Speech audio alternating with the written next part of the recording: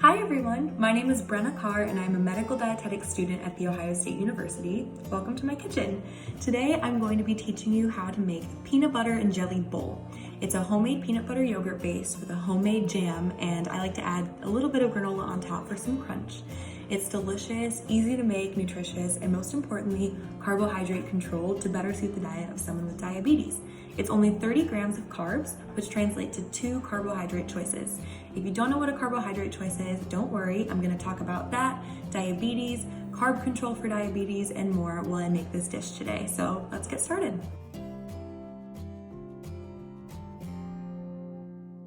Okay, I'm gonna start by going over all of the kitchen materials and ingredients that you will need to make this PB&J bowl. You're going to need a saucepan, a strawberry slicer or just a knife, a potato masher or an otherwise flat big spoon like I have, a regular spoon, some teaspoon and tablespoon measures. I actually have a 2 tablespoon measure here. And then some measuring cups. You need a 1/4 cup, a 1/2 cup, and 1 cup. Some bowls to serve the meal in once we're done, and some sort of storage jar for the extra jam that we're gonna have. Here is an overview of all the ingredients that you need. I went ahead and pre-measured them out. For the yogurt base, you will need 2 tablespoons of peanut butter powder, a 1/4 cup of granola if you choose that, and 1.5 cups of plain Greek yogurt. For the jam topping, you will need 1 tablespoon of pure maple syrup, 2 tablespoons of chia seeds, 1.5 cups of mixed berries, 1.5 cups of strawberries, frozen or fresh is fine, and a lemon for some lemon juice.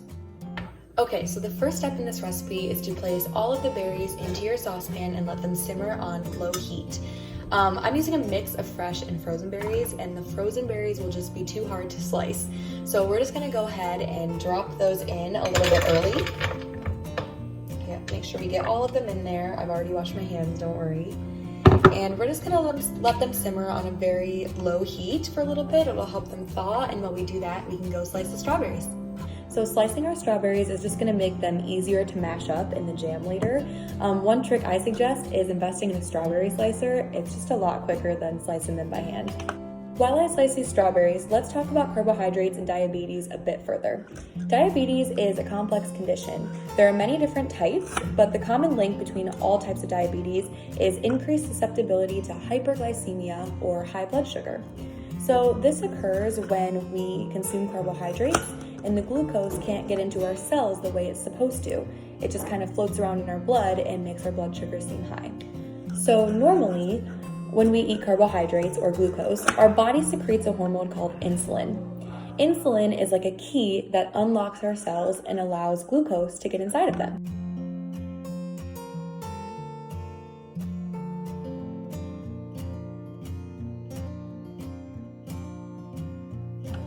In people with diabetes, their body has an issue with either creating or using insulin. So there's no longer a key to let glucose into the cells. It gets locked out and just kind of has to float around in our blood. And that's why we get that high blood sugar reading.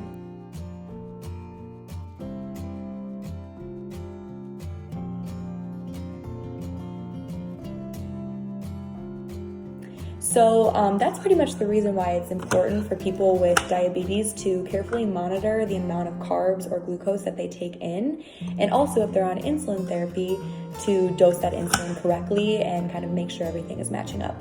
Okay, once your strawberries are nice and sliced, go ahead and add them to that pot with the frozen berries, and you can just continue to let all of these berries simmer on low heat until they're soft and mushy.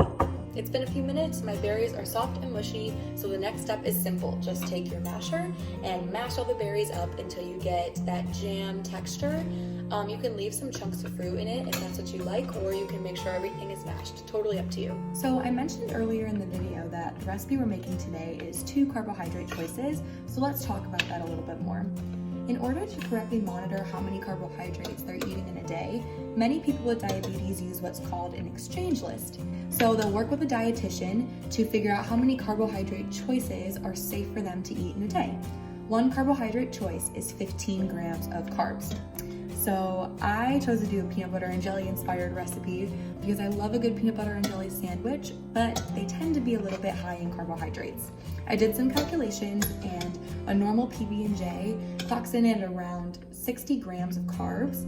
And again, remembering that one carbohydrate choice is 15 grams of carbs, a peanut butter and jelly sandwich is around 4 carbohydrate choices. That may be too many choices for a person to use on one food item. So this peanut butter and jelly bowl is a great alternative. Still has all the flavors and tastes that you love in the original sandwich, but it has less carbohydrates, only 30 grams, so it's 2 choices. It also gives a little bit more of a nutritional value as well.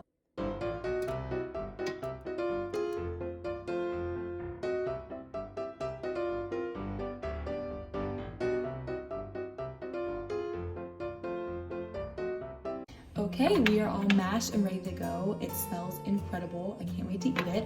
The next step is to just add in our maple syrup and our lemon juice. As I do this, let's talk about using maple sugar as a sweetener for people with diabetes. So maple syrup definitely still contains sugar, but it's considered a low glycemic index food. So the glycemic index of a food is the rate at which it raises a person's blood sugar. So something with a low glycemic index would raise blood sugar slowly, whereas something with a high glycemic index would raise blood sugar rapidly.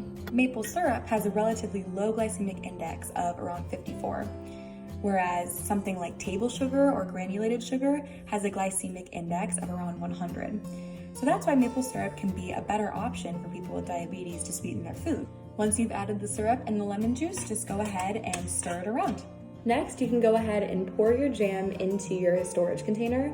I'm gonna go ahead and do this over the sink to make sure I don't get anything too messy. Now it's time to add our chia seeds. So we can just go ahead and pour those right in and then just give it a really good mix. Chia seeds are great because they offer a wide variety of nutrients and a little bit more protein, which is great. Okay, here is my finished jam. Now we're just gonna let this sit and cool and kind of thicken up for about 20 minutes. And while we're doing that, we can get started on the yogurt base. The yogurt base is pretty simple. All you're going to do is pour the peanut butter powder into the yogurt and give it a good mix. So both of these ingredients were specifically chosen to help keep the carbohydrates low in this meal. Here's how. Plain Greek yogurt instead of vanilla or an otherwise flavored Greek yogurt has a lot less carbohydrates. When I was at the store buying these, I found that the plain Greek yogurt has around 8 grams of carbs in one serving, whereas the vanilla Greek yogurt had around 15 to 20 grams of carbs in one serving. And it's the same story for the peanut butter powder. 2 tablespoons of peanut butter powder has around 4 grams of carbs, whereas 2 tablespoons of a creamy or crunchy peanut butter usually has around 12 grams of carbs. So just these simple swaps, making, plain instead of vanilla Greek yogurt or powdered instead of creamy or crunchy peanut butter, can really help control the carbs in your meal. Okay, so once it's been 20 minutes and your jam has thickened up, you're ready to eat it. You can always leave it to thicken or even to cool for longer if you want. The one I made this morning when I tested this recipe is now very thick, you can see, whereas this one is still a little bit more runny, but since we're putting it in a bowl, totally fine for me. So I like to use around 2 to 3 scoops of this jam on top of my bowl. I think that would be very good. And then I just like to sprinkle my granola on top because again, I really love that crunch. And let's just do a little more jam on top for good measure to make it look a little pretty. And then we're done. Okay, so here is our final product, our peanut butter and jelly bowl. Again, this is 30 grams of carbs, which is 2 carbohydrate choices. The finished product is so tasty. If you try it at home, I hope you enjoy.